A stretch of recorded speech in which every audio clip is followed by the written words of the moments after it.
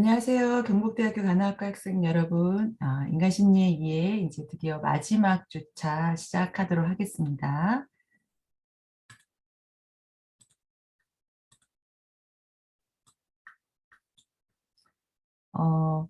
14주차는 사회심리학인데요. 이제 사회심리학은 여러분들이 그동안 이제 공부했던 것들을 사회적인 관점으로 바라보는 거예요.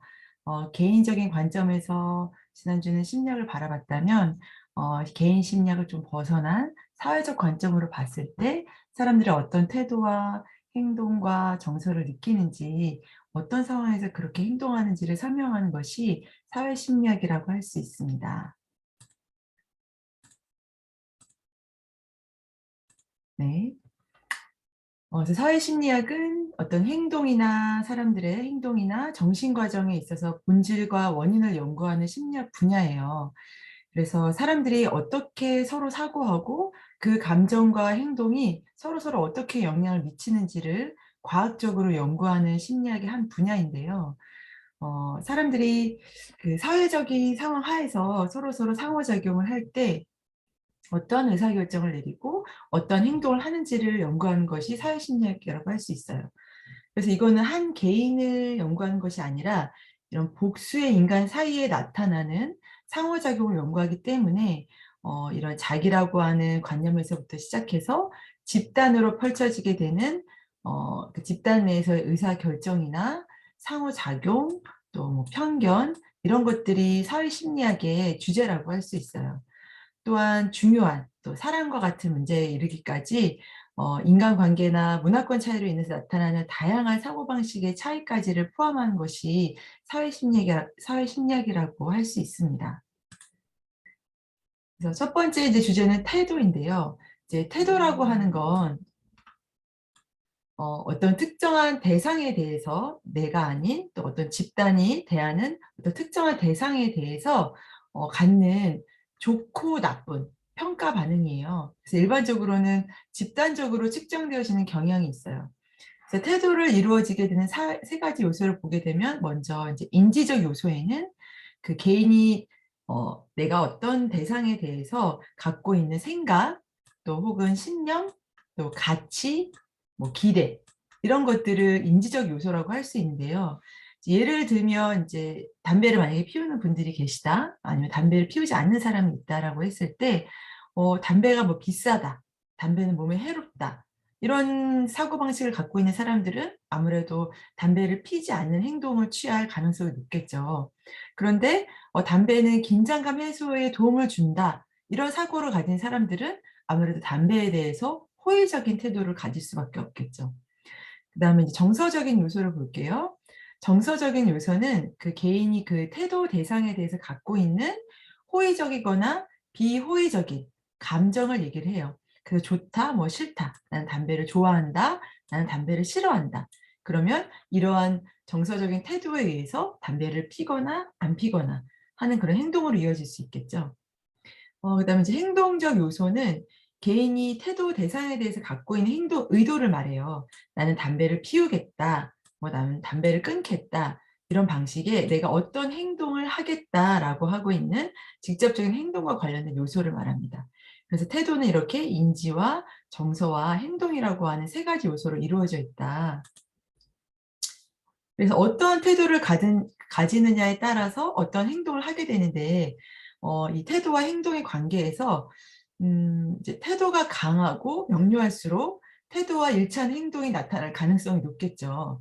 아무래도 자기가 이제 직접적인 경험을 통해서 만약에 담배를 예를 든다면 '아 내가 지금 담배를 펴 봤더니 나랑 담배랑 잘 안 맞는 것 같아. 아 내 몸에 좀 안 좋았어.' 그렇게 된 경우에는 담배를 피지 않는 행동으로 나타날 가능성이 높겠죠.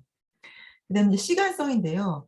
어떠한 태도와 행동이 측정되는 그 시기에 따라서 일관성이 확보될 수 있다. 이 말은 이제 뭐냐면 "나는 지금 당장 담배를 끊을 거야."라고 얘기를 하고 나서 정말로 담배를 피지 않을 때 그럴 때는 태도와 행동이 일치될 가능성이 높다라고 하는 거죠. 그다음에 이제 구체성인데요. 그 일반적인 태도보다는 행동과 관련된 어떤 구체적인 것들 예를 들면 여기서 인제 예시로 든 거는 공중 도덕이라고 하는 거는 좀 일반적인 태도인데 그중에서도 이제 새치기를 봤을 때 새치기를 이 사람이 하느냐 안 하느냐에 따라서 '아 이 사람이 공중도덕을 잘 지키는구나. 잘 지키지 않는구나.' 그런 것들을 측정할 수 있다라고 하는 거죠. 그다음에 인제 상황적 압력인데 이 태도나 행동에 미치는 상황적 압력이 적을수록 일관성이 높아지겠죠. 아무래도 내가 내적인 동기가 강하기 때문에 압력이 높을 때 내가 이 태도와 행동을 취한다고 하더라도 이런 압력이라고 하는 외부 요인이 없어졌을 때 그 태도가 변할 수 있기 때문에 이 압력 요인에 상관없이 이 개인의 태도와 행동이 일관적이느냐 일관적이지 않느냐에 따라서 달라지겠죠. 그다음에 이제 설득인데요. 이제 사회심리학의 또 중요한 주제 중에 하나가 이제 설득이에요. 이제 설득 같은 경우는 이제 어떠한 태도를 갖느냐에 따라서 달라지는데 이제 예를 들면 그 설득하는 대상에 대해서 설득자가 호의적인 평가를 할수록 설득 효과는 커진다라고 해요. 그래서 여기서 예를 들면 이제 호의적인 평가는 설득을 당하는 사람이 설득하는 사람의 그 말에 대해서 얼마나 호의성을 가지고 듣느냐인데 뭐 예를 들면 어 전자제품을 파는 영업사원이 그 분야의 전자과를 나왔고 그 분야에 학위를 취득했고 뭐 "전문적인 자격이 많다. 자격증이 많다." 그랬을 때는 '아 이 사람이 하는 말이 전문적이기 때문에 이 사람이 파는 뭐 냉장고는 내가 신뢰할 만하네.'라고 하는 그 호의적인 평가로 이어지게 된다라고 하는 거죠. 그다음에 이제 기존 태도와의 차이는 그 설득 대상이 갖고 있는 기존의 태도와 좀 적당히 차이가 있어야 돼요. 뭐 예를 들면 냉장고라고 했을 때 이 냉장고를 사는 사람이 원래 A사의 냉장고를 굉장히 선호해요, A사라고 하는 제품을. 근데 설득하는 사람은 B사의 제품을 팔아야 되는 거예요. 그랬을 때 A사에 대해서 갖고 있는 호의성을 넘어서는 설득을 해야 되기 때문에 B사에 대해서 좋은 점을 얘기했을 때 나는 원래 A사를 중요시 여겼기 때문에 A사가 좋다.'라고 생각했는데 B사에 대해서도 좋게 얘기를 하네.' 만약에 A사에 대해서 좋은 얘기를 한다면 내가 이러이러한 걸 잘 알고 있어."라고 하기 때문에 자기의 기존 태도와 이 설득하는 사람이 차이가 없어서 잘 듣지 않는다는 거예요. 그런데 나는 A사가 좋다.'라고 생각하지만 B사라고 하는 거에 대해서 이런 어떤 호의적인 평가를 할 수 있는 이야기를 한다라고 하면 좀 듣는다라고 하는 거죠.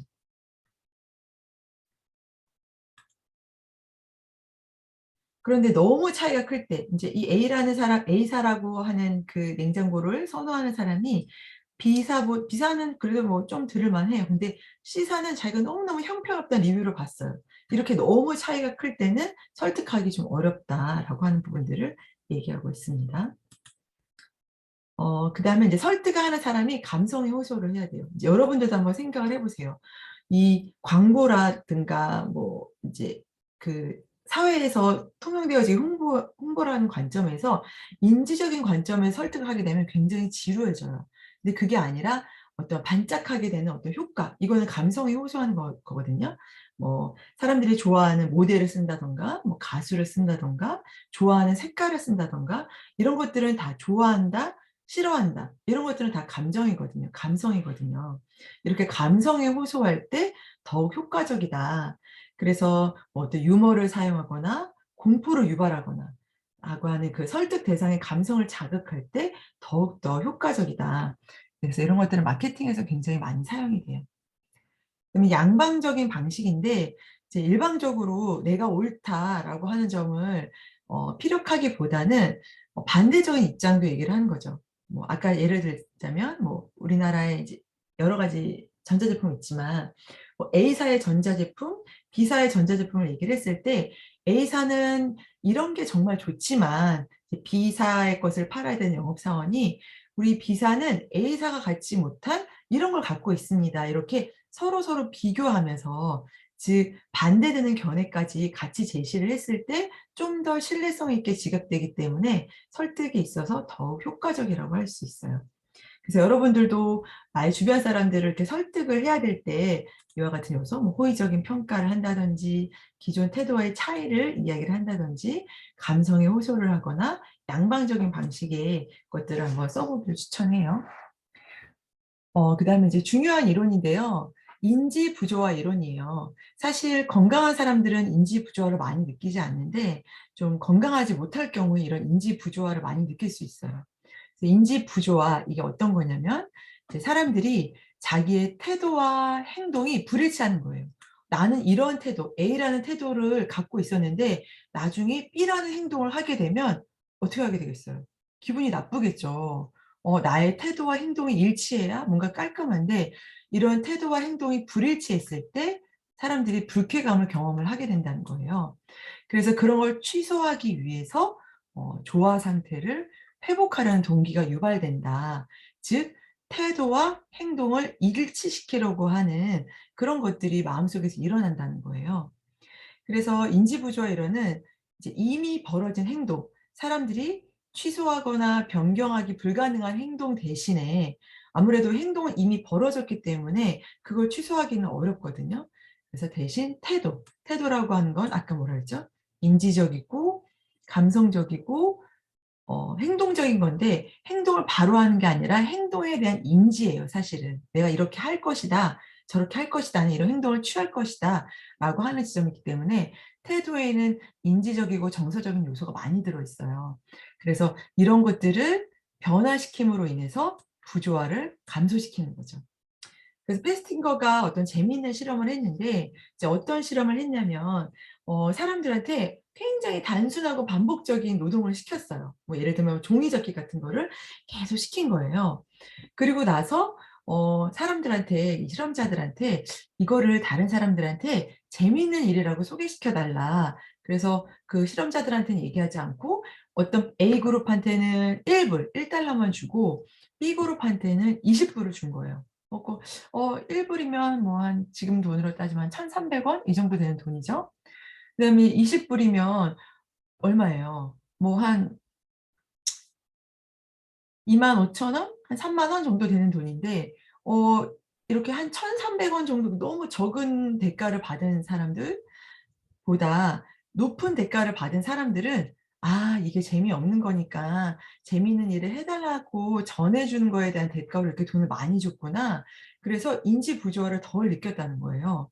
그런데 A 그룹 사람들은 재미없는 일을 하고 굉장히 보수도 적게 받았기 때문에 이걸 다른 사람들한테 "재밌다."라고 얘기를 하면서 자기 스스로 인지 부조화를 겪었다는 거예요. 왜냐하면 이 일은 사실은 재미는 없는데 행동은 재밌다라고 얘기를 했어야 됐기 때문에 이 A 그룹 사람들 1 불 받은 사람들은 '아 내가 했던 일이 정말 재미있는 일이었나 봐. 그래서 이렇게 적은 돈을 주고도 재밌다.'라고 얘기를 해 달라는 거 보니까 '이 일이 재밌는 건가 봐.' 이런 식으로 자신의 태도를 바꿔서 인지 부조화를 해소시키려고 했다는 거죠. 그래서 인지 부조화 이론은 사실은 합리화예요, 합리화. 나의 태도와 행동을 일치시키려고 하는 행동의 합리화 과정인데 이 행동의 합리화 과정이라고 하는 건 어떤 행동을 한 후에 그 개인의 태도를 그 행동과 일관되게 조정하는 것. 이것이 즉 인지 부조화죠. 그래서 인제 인지 부조화의 발생 조건은 행동에 대해서 내가 스스로 자발적으로 해야 되는 거예요. 그리고 취소가 불가능했을 때, 돌이킬 수 없는 행동일 때, 그리고 불충분한 유인가. 이 말은 뭐냐면 내가 선택한 행동이 그렇게 매력적인 일이 아니었음에도 불구하고 그 행동을 했다는 거죠. 그래서 정말 사실은 어처구니 없는 행동을 했을 때 이런 인지 부조화가 발생이 되는데 이제 여기 보게 되면 이제 예로서 이 종말론을 믿는 신자가 "종말이 옵니다. 종말이 옵니다." 사람들한테 막 얘기를 하고 다녔어요. 그런데 막상 그 종말이 온다고 한 날짜에 종말이 오지 않았어요. 그랬을 때는 이 사람들은 자기 행동에 대해서 수치심을 느끼기 때문에 이 믿음을 버리기는커녕 오히려 더 독실한 신자가 된다는 거예요. 그래서 이번에는 그 사람들이 믿는 신이 있겠죠. 그 신이 때가 되지 않았나 봐. 혹은 우리의 어떤 뭐 설파력이 굉장히 약했어. 그래서 더 그 종말론을 믿는 신자가 된다는 거예요. 그래서 자신의 행동에 태도를 일치시키는 것. 그래서 뭐 만약에 한번 예를 들어 보세요. 여러분들이 친구들한테 어디 홍대에 있는 되게 맛있는 맛집이 있어요. 그거를 사람들한테 너무 많이 듣고 얘기를 들어서 정말로 좋아하는 친구한테 "야 홍대 그 맛집 진짜 맛있대. 우리 거기 가서 그거 먹자." 이렇게 약속을 한 거예요. 그래서 시간이 너무너무 없는데 이제 자발적인 거죠. 자발적이고 또 거기에 갔어요. 그 취소 불가능하죠. 그리고 사실은 되게 여러 맛집이 있었을 텐데 그 여러 맛집 중에 하필이면 그 맛집을 선택을 한 거예요. 그 리뷰를 보고 막 서치를 해서. 그래서 친구한테 "아 여기 진짜 맛있대." 해서 엄청나게 인제 홍보를 하고 갔는데 맛이 없는 거예요. 그럴 수 있잖아요. 뭐 리뷰가 다가 아니고 내가 가 보지 않았기 때문에 사람들의 얘기만 들었기 때문에 그 맛집이 맛이 없을 수 있거든요. 근데 이 친구한테 내가 너무 많이 얘기를 해 놓은 거예요. 그리고 그 친구의 표정을 보니까 맛이 없어 보여. 그랬을 때 어떡해요. 좀 민망하잖아요. 그랬을 때 인지 부조가 느껴지는 거예요. 나의 태도는 이 맛집이 맛있다라고 얘기한 건데 행동은 거기에 인제 데리고 갔는데 사실은 맛이 없어요. 그랬을 때 어떻게 해요? 맛집에 간 거를 취소를 할 수는 없거든요, 이미 먹었기 때문에. 그래서 그럴 때 야 이거 진짜 맛있다." 이런 식으로 맛이 없음에도 불구하고 이때는 정말 자기가 그렇게 느끼는 거예요. 진짜 쪼끔이라도 맛있는 거를 찾아보려고 노력하는 거죠. "야 그래도 이 양념은 맛있지 않니? 이 국물은 맛있지 않니?" 인제 이런 식으로 무언가 쪼끔이라도 자기의 행동과 일치되는 거를 찾아보려고 하는 그런 노력. 이게 바로 인제 인지 부조화라는 거죠. 뭐 또 뭐 예를 들면 인제 사람들한테 "나 3일 후에 담배 끊을 거야." 막 인제 이렇게 얘기를 했어요. "나 이번에는 진짜야. 나 정말 이번에는 끊을 거야." 막 이랬는데 3일 후에 어 담배를 못 끊었어요. 막 오전까지는 내가 유지를 했지만 오후에는 유지를 하지 못했어. 그랬을 때는 나의 행동은 담배를 피는 거기 때문에 어떻게 돼요? 이제 취소하죠. 사실은 담배 피는 게 그렇게 나쁘지 않대. 막 담배 안 피워서 피는 스트레스가 더 나쁘대." 이런 식으로 인지 부조화를 어 해소하기 위해서 자기의 태도를 바꾼다라는 거죠. 뭐 아니면 너무너무 인제 "내 남자친구 굉장히 좋은 사람이야." 막 그렇게 사람들한테 다 얘기를 했는데 알고 봤더니 그 사람이 뭐 데이트 폭력을 한다. 그랬을 땐 이미 그 사람과 내가 더 이상 헤어지지 못하고 사람들한테는 좋다라고 얘기를 했기 때문에 그 남자친구의 나쁜 면을 얘기할 수 없는 거죠. 인제 이런 게 인지 부조화 이론이에요. 그다음에 이제 편견과 차별은 편견은 이제 그룹에 대한 태도예요. 그래서 내가 그 해당 그룹의 구성원을 한 번도 만나 본 적이 없더라도 부정적으로 평가하게 하는 태도예요. 예를 들면 인제 인종 차별 같은 게 대표적인 편견에 속하죠. 어 그래서 인제 얼마 전에 그 이서진이 윤여정 그 배우를 그 매니저하기 위해서 어떤 프로에서 시상식에 갔는데 미국의 제이미 리 커티스가 동양인이고 뭔가 이 시상식에 이렇게 왔고 또 윤여정은 유명하지만 이 사람은 이제 잘 모르니까 음 뭐 비서라고 정말 비서라고 오해를 했는지 백을 맡겼다. 뭐 그런 사건이 있었어요. 이거 인제 편견이 있는 거죠. 동양인에 대한 편견이 있는 거죠. 그래서 인지적으로 이 배우가 했던 어떤 편견의 인지적인 측면은 동양인들은 뭔가 좋은 직업을 갖지 않아. 이렇게 내가 알지 못하는 저 사람은 배우이거나 이런 게 아니라 좀 뭔가 직업적으로 좀 하위에 있는 직업을 갖고 있을 거야'라고 하는 어떤 인지적인 사고 또 감정적으로 그 사람을 인제 선호하지 않았겠죠, 동양인들을. 또 행동적인 측면에서는 이제 차별적인 행동을 했죠. 거기에 사실은 동등한 입장으로 온 건데 어 백을 맡기는 굉장히 무례한 행동을 했기 때문에 편견이 이런 세 가지 요소가 맞물려서 가게 된다. 태도와 비슷해요. 그래서 편견을 갖는 사람들은 좀 호감도가 낮고 경험에 대한 개방성이 낮은 경향이 있어요. 그래서 내가 하고 있는 경험에 대해서 이렇게 개방하지 않고 폐쇄성을 갖고 있는 사람들이 편견을 갖게 된다. 그래서 인제 우리는 그 다른 종교나 종족의 사람들에 대해서 다른 태도를 갖고 있는 경향이 있어요. 우리나라 사람들도 그 어떤 백인종에 대해서는 좀 선호를 하지만 뭐 제3 세계 뭐 동남아시아이나 아니면 이제 아프리카나 이렇게 흑인에 대해서는 좀 차별하는 그런 경향들이 있죠. 그래서 중요한 가치를 공유하고 있다 하더라도 그 사람들이 갖고 있는 어떤 좋은 점이나 이런 것들을 보지 못하고 내가 갖고 있는 편견으로 바라볼 수 있다. 그리고 사회적 갈등, 또 인종과 종교가 이런 것 때문에 전쟁이 벌어지기도 하죠. 지금 러시아와 우크라이나 사이에서도 전쟁을 하고 있는 것처럼 사회적 갈등들이 편견을 낳는다. 또 학습적인 부분들. 이제 우리는 아주 어려서부터 부모로 또 대대손손 할머니, 할아버지 우리나라 그 역사적으로 사회적 학습을 받기 때문에 굉장히 이런 방식이 편견이 이제 대대손손 전달이 될 수 있어요. 그리고 이제 정보 처리, 정보 처리적인 측면에서 편견은 좀 필터 역할을 하는 거예요. 막 너무나 많은 정보를 우리가 받아들여야 되기 때문에 이건 나랑 친숙해? 이건 나랑 익숙하지 않아? 이런 식으로 좋고 나쁜 거를 걸러서 본다는 거죠. 이런 게 우리의 이제 정보 처리를 좀 활성화시키는 측면이 있다. 그래서 이 타인에 대한 이런 우리의 느낌과 반응은 인식에 대한 편향을 갖게 되고, 우리가 정말 중요한 선택을 할 때, 뭐 배우자를 선택한다든가 어떤 뭐 직장을 선택한다든가 할 때 이런 편견에 의해서 선택할 수 있다.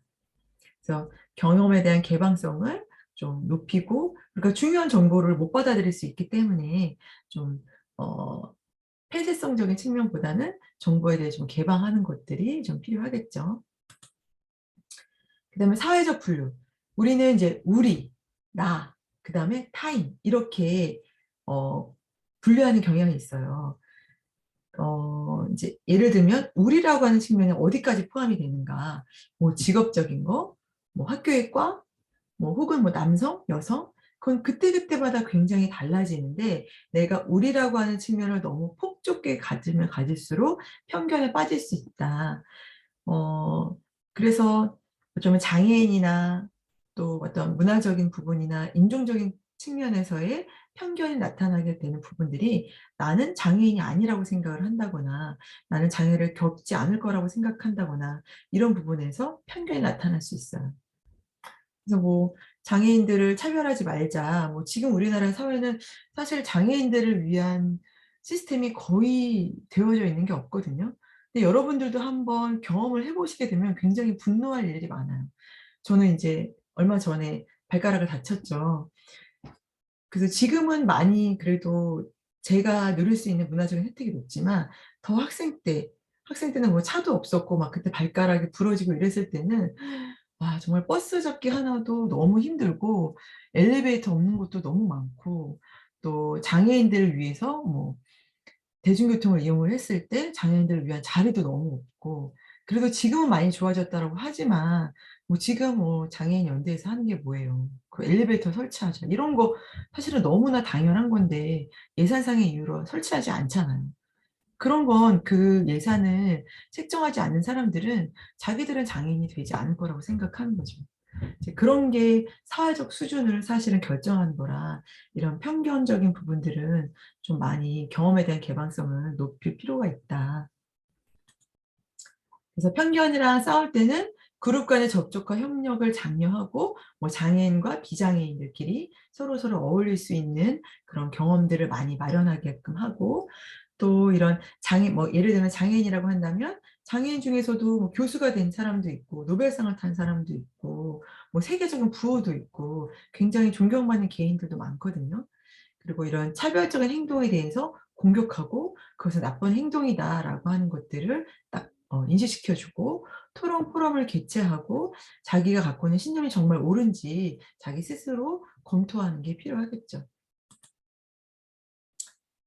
그래서 인제 이거는 이 여성을 보게 되면 굉장히 좀 매력적으로 생겼잖아요. 하지만 굉장히 무서운 그런 살인죄를 저질렀어요. 그랬음에도 불구하고 막 사람들이 굉장히 이 여성에 대해서 환호한다든가 그 매력성에 막 끌린다든가 이런 부분들이 있었어요. 그래서 이런 신체적인 외양은 사람들한테 호감과 비호감을 갖게 하는 데 중요한 요소거든요. 그래서 매력적이고 낭만적인 파트너를 고려할 때 중요한 요소고, 이 아름다움에 대한 것들은 사실 세계 공통적이에요. 그래서 아이들도 예쁜 사람을 더 좋아해요. 제가 왜 웃었냐면 이제 예전에 이제 그런 어린아이들 가르치러 갔을 때 젊은 선생님, 예쁜 선생님, 막 이렇게 화려하게 꾸민 선생님 굉장히 좋아하고, 못생긴 선생님 되게 싫어해요. 아 그래서 이 그림을 보시게 되면 A 그림과 B 그림이 약간 차이가 있죠. A 그림은 60 명의 그룹 중에서도 가장 매력적인 15 명의 여성 얼굴을 합성한 거예요. 그중에서도 B는 이 15 명의 특징 중에서도 더 매력적인 것들을 뽑아서 압축시켜 놓은 게 B예요. 그래서 점점 더 매력적인 외향으로 갈수록 사람들이 호감을 느낀다. 좀 B는 좀 더 눈이 커졌죠. 눈이 커지고 콧망울이 쪼끔 더 이렇게 좀 작아지고 입술도 좀 커지고 이런 차이점이 좀 있어요. 그래서 연애 상대를 선택할 때 신체적 외향은 낭만적인 파트너를 선택할 때 굉장히 중요한 요인이 될 수 있지만 여성들의 경우에는 외모보다는 어떤 직업적인 지위, 뭐 배려, 의존성, 친절, 사랑과 같은 특성에 중점을 두는 반면에 남자들은 제일 첫 번째로 육체적인 매력 혹은 뭐 여성의 요리 능력 아니면 절약하는 태도 왜냐면 이제 남성들이 대부분 경제를 책임지고 있기 때문에 그런 것들을 배우자를 선택하는 데 중요하게 여긴다. 대인 매력의 중요한 영향 요인을 보게 되면 이 사람이 나랑 가까이 사느냐, 또 얼마나 친숙하느냐, 또 신체적인 매력을 갖고 있느냐, 또 취미나 교육 수준이나 경제적인 지위에서 나랑 얼마나 비슷하느냐, 또 나를 얼마나 즐겁게 해 주냐 이런 것들이 대인 매력의 주요 영향 요인이에요. 그래서 여러분들이 어떤 이제 이성을 좋아할 때 그 사람을 좀 가까이에 있는다거나 취미 생활을 공유한다거나 좀 자꾸 이렇게 마주칠 수 있는 빈도를 높인다거나 이런 것들이 좀 그 사람한테 나의 매력을 어필하는 요소가 되겠죠. 그래서 인제 사랑의 그 이론 중에 되게 유명한 이론이 있어요. 스턴버그의 사랑의 삼각형 모델인데 만약에 우리가 대면으로 하게 됐다면 직접 여러분들이 이걸 체크해 보고 토론하고 이러면서 쪼끔 더 이 이론을 몸으로 받아들이기 쉬웠을 텐데 여러분들이 지금 집이지만 한번 책에 있는 거 좀 이따 제가 PPT를 띄워 드릴 텐데 그걸 잠깐 일치정지 눌러 보고 한번 해 보세요. 나는 어떤 걸 제일 중요시 여기는지. 그래서 친밀감과 열정과 헌신 이 세 가지 요소가 사랑의 삼각형 모델이다. 그래서 이 친밀감과 열정과 헌신이 각기 이제 비슷하게 너무 친밀감으로 가지도 않고 삼각형이 너무 열정으로 가지도 않고 너무 헌신으로 가지도 않고 좀 균등하게 있는 게 완전한 사랑이다. 스턴버그는 그렇게 얘기했어요. 그 친밀감은 뭐냐면 상대방과의 관계에서 연결감을 느끼는 거예요. 유대감이나 결속감을. '아 이 사람은 나랑 좀 연결되어 있어. 좀 비슷하네. 아 좀 이해가 되네. 좀 이 사람이랑은 의사소통이 잘 되네. 좀 의지할 수 있다.' 이런 부분이 친밀감이에요. 열정은 융합에 대한 욕구예요. '이 사람과 내가 정말 하나가 되고 싶다. 어떤 성적인 스킨십을 하고 싶다. 좀 지배나 이 사람 내 걸로 만들고 싶다. 소유하고 싶다.' 이런 것들이 열정에 대한 욕구인 거고 헌신은 이 사랑을 유지하기 위해서 하는 노력인 거죠. 뭐 예를 들면 장거리 연애를 할 때 얼마나 자주 이 사람을 만나기 위해서 어 멀리까지 가는지 이런 것들이 헌신의 요소이겠죠. 그래서 그 사랑을 장기적으로 유지하기 위한 노력. 그래서 친밀감이나 헌신은 관계를 지속시키는 데 있어서 중요하고 열정은 단기적으로 사랑에 푹 빠지게 하는 데 중요한 요소예요. 그래서 이 삼각형을 인제 이렇게 보시게 되면 친밀감으로 푹 빠졌다. 너무 친밀감만 있다. 그랬을 때는 뭐 어떤 열정이나 장기적인 헌신이 빠졌기 때문에 정말 진정한 우정, 친밀감만 있는 건 사실 사랑이라기보다는 좀 그냥 그 사람을 좋아하는 거죠. 친밀하게 느끼는 거죠. 그다음에 열정만 있다. 열정만 있는 사랑은 친밀감이나 헌신이 빠졌기 때문에 그냥 첫눈에 반한 사랑. 지속시키기 어렵겠죠. 노력이 필요한데 이 노력이 빠졌기 때문에 또 연결감도 느껴지지 않아요. 이 사람이랑 의사소통이 되지 않고 이 사람에 대해서 이해가 되지 않아요. 그러면 지속시키기 어렵겠죠. 그다음에 헌신만 있다. 좋아하지도 않고 또 이 사람한테 푹 빠지지도 않는데 헌신만 있다. 그럴 때는 이거는 그냥 이제 공허한 사랑이라고 할 수 있죠. 좋아하는 요소가 없기 때문에. 그다음에 인제 친밀감과 요 인제 열정이 플러스 됐을 때는 이제 낭만적인 사랑이라 그래서 신체적이나 감정적으로 서로한테 매력은 느끼지만 노력은 하지 않는 거예요. 헌신하지는 않는 것. 이제 처음에 사랑에 빠질 때는 이런 낭만적인 사랑으로 대부분 사랑에 빠져요. 그런데 이게 이제 헌신이라는 요소가 들어가지 않을 때는 지속시키기 좀 어렵겠죠. 그다음에 친밀감과 헌신이 플러스 되었을 때는 동반자적인 사랑이다. 그래서 열정은 빠진 상태에서 좀 좋아하고 좀 헌신적으로 노력은 하긴 하지만 인제 이 사람을 좋아하는 열정은 없는 거죠. 그래서 좀 오래된 결혼 생활에서 많이 볼 수 있는 게 친밀감과 헌신이라고 할 수 있어요. 그다음에 인제 열정과 헌신이 플러스 되었을 때는 격렬한 사랑. 열정도 있고 막 헌신하기도 하지만 이 사람에 대해서 친밀감을 느끼지는 않아요. 이 사람을 이해한다거나 뭐 대화를 한다거나 이런 건 없이 열정과 헌신만 있을 때.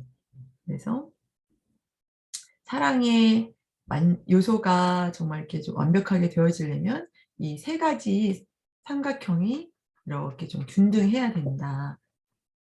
그래서 결혼을 할 때는 사실 뭐 연애를 할 때는 낭만적인 사랑이 굉장히 중요하지만 이 사람과 내가 장기적으로 관계가 이어지려면 이 세 가지 요소가 다 필요해요.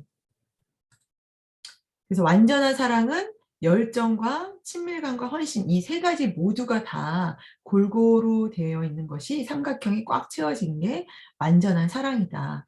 그래서 낭만적인 사랑 플러스 헌신이 완전한 사랑이고 이 낭만적인 사랑만 있을 때는 좀 성적인 매력 혹은 이 사람을 돌보는 감정, 사랑에 빠졌다. 여러분들이 만약에 연애를 한다면 나는 어떠한 사랑에 속하는지 한번 살펴보세요. 이런 것들은 낭만적인 사랑이라고 할 수 있고요. 좀 관계를 지속시키기는 좀 어려워요. 그다음에 격렬한 사랑은 좀 공허해요. 파트너와 내적인 세계를 공유하지 못하기 때문에 내가 이 사람을 뭔가 푹 빠졌어요. 매력에 푹 빠지고 굉장히 노력도 하는데 이 사람과의 사랑에서 뭔가 자꾸 채워지지 않는다. 이런 느낌을 갖는다라면 이건 격렬한 사랑일 가능성이 높아요. 동반자적인 사랑은 좀 열정이 사라진 좀 오래된 결혼에서 갖게 되는 하지만 이제 오래된 결혼에서도 이제 열정적인 부분 '아 내가 이 사람한테 푹 빠질 수 있는 그런 매력이 있다.'라고 한다면 어 그런 완전한 사랑에 갈 수 있겠죠.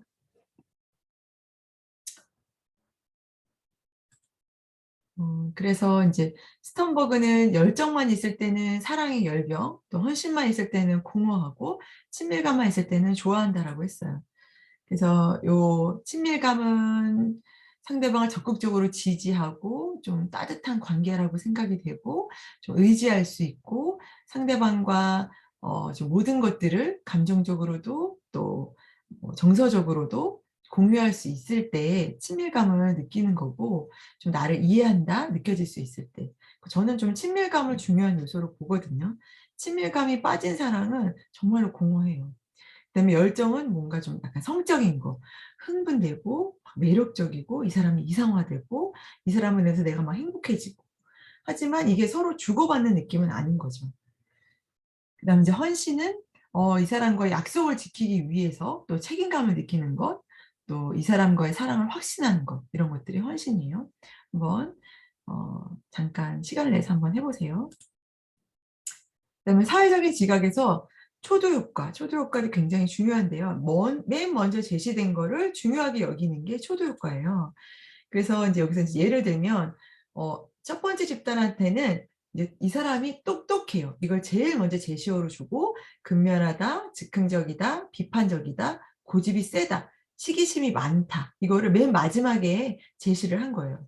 그다음에 B 그룹한테는 시기심이 많다 이걸 제일 먼저 제시를 하고 그다음에 거꾸로 고집이 세다, 비판적이다, 즉흥적이다, 근면하다, 똑똑하다. 이렇게 됐을 때는 집단 A에서 1 에서는 이 똑같은 사람을 좀 더 성공적이고 사회적으로 원만한 사람으로 평가를 한 반면에 집단 E에서는 이 사람을 좀 문제가 있는 사람으로 여겼다라고 하는 거죠.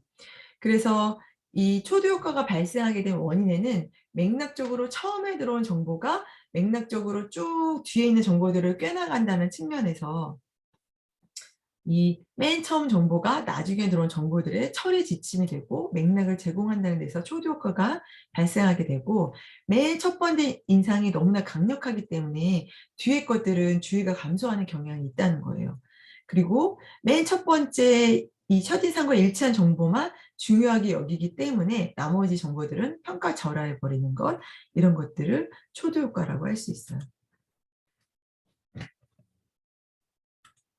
그래서 여기까지 해서 사회심리학 1차 시 마치도록 하겠습니다. 수고하셨습니다.